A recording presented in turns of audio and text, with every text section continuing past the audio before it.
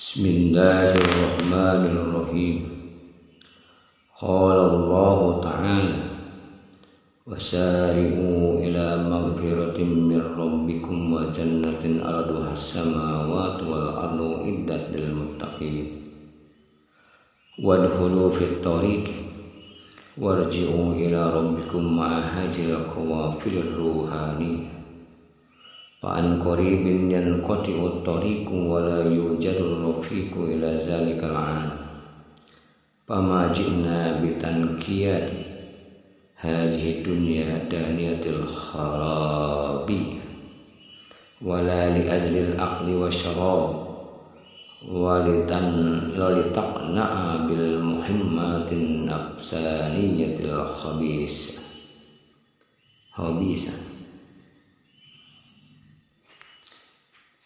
Fanabiyukum alaihi salatu wassalam li azlikum tajrun magmumun kama qala Rasulullah sallallahu alaihi wasallam gummi li ajli ummatil lazina fi akhir zaman fal ilmu munazzalu alaina ilman zahirun wa batin yani asy-syari'atu wal ma'rifah fa amara bisyari'ati ala zahirina wabil ma'rifati ala batinina liantija manijtima'ihima ilmun haqiqah kama qala Allah ta'ala marajal bahraini yaltaqiyani bainahuma barzakhun la yabghiyan.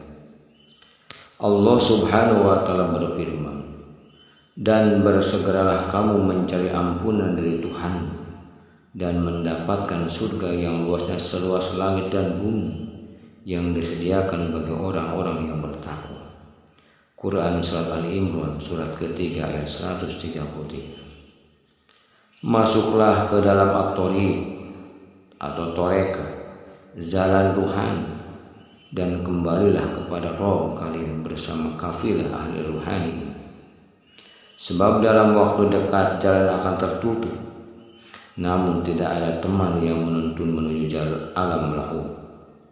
Kita ada bukan untuk menguras dunia yang hina dan pasti hancur ini, bukan pula untuk sekedar makan dan minum dan memuaskan hawa nafsu tercela.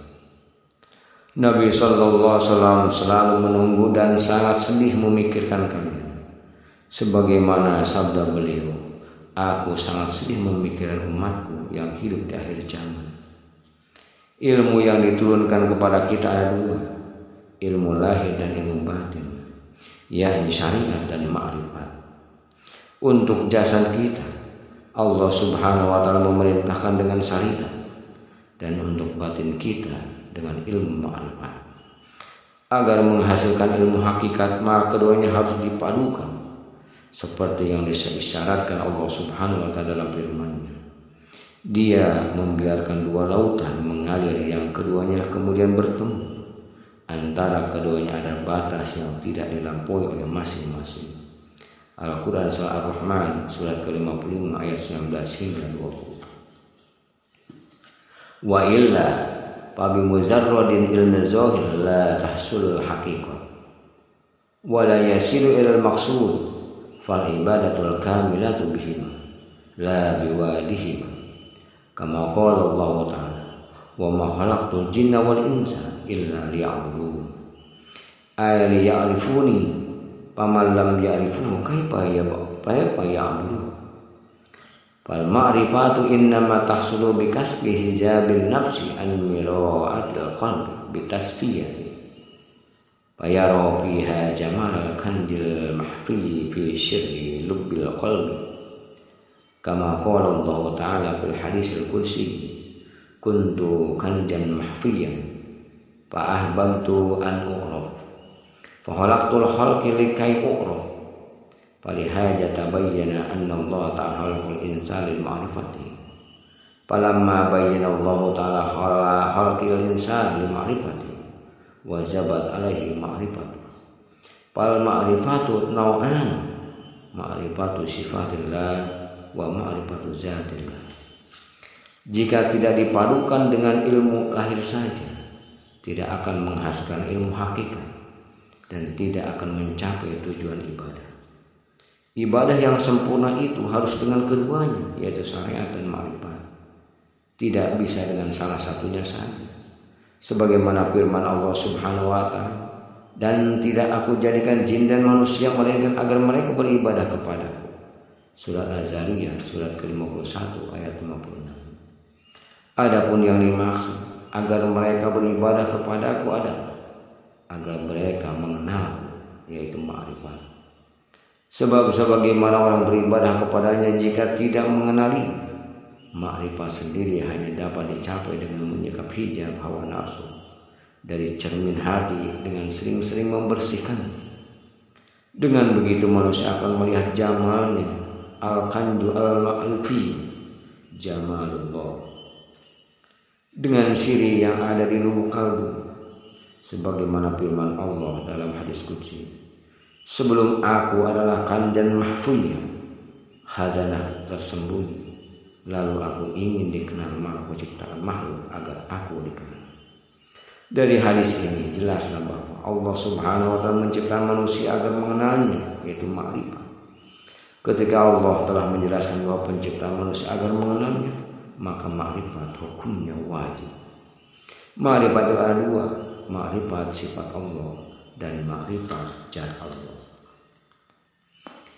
Ma'rifatu sifati takunu hazan jismi fid darain, wa ma'rifatu zati takunu hazar ruhil qudsi fil akhir.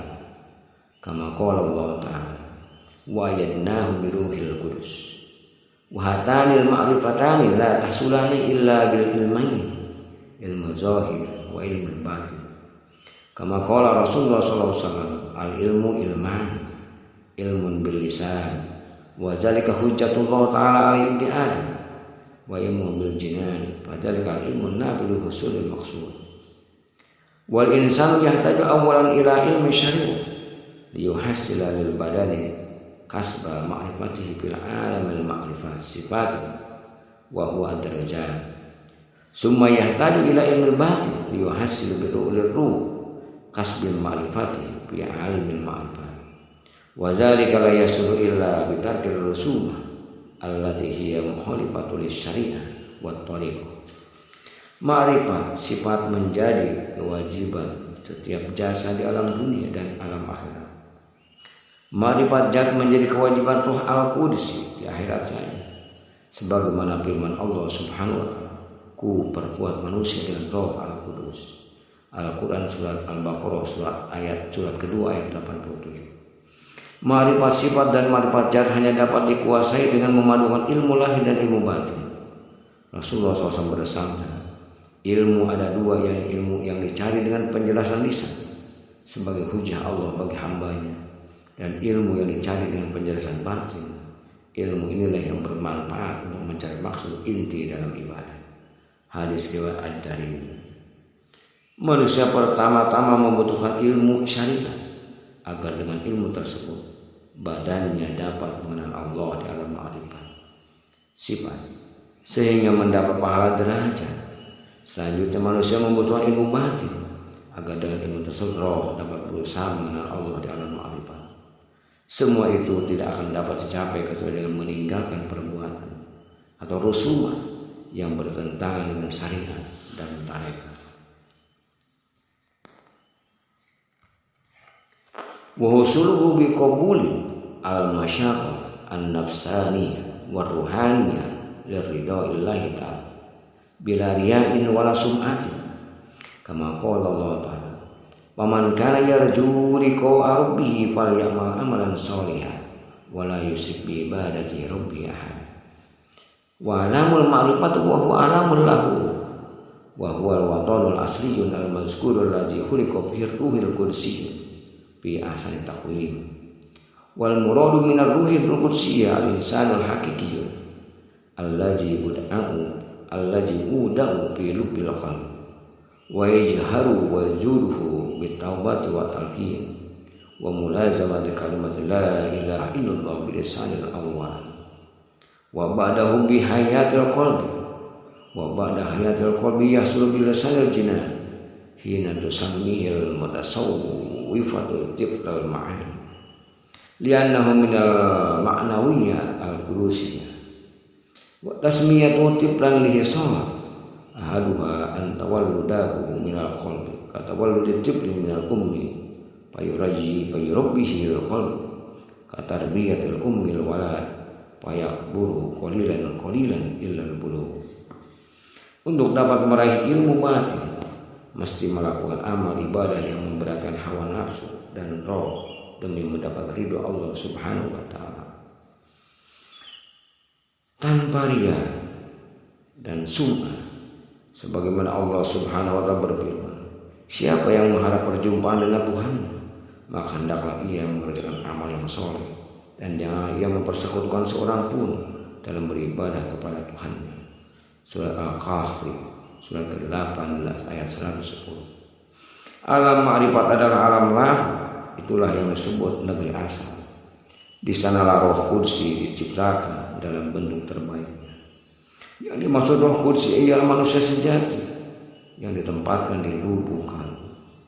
Manusia sejati itu akan muncul dengan tobat, taqwa dan disiplin melafalkan kalimat la ilaha illallah. Pertama-tama diucapkan dengan lisan, setelah itu dengan kalbu yang hidup, setelah dengan kalbu yang hidup dengan lisan rohani. Inilah saat ketika ahli tasawuf menyebut hakikat insani dengan istilah tiblul ma'ani atau jabang sukma.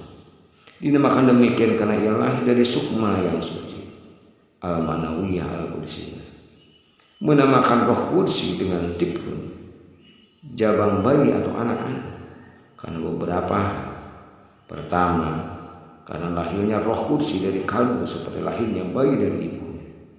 Lalu kalbu mendidik roh kudsi ini seperti hanya ibu mendidik anaknya, yang kemudian sedikit demi sedikit tumbuh menjadi besar. Wallahu a'lam bishawab.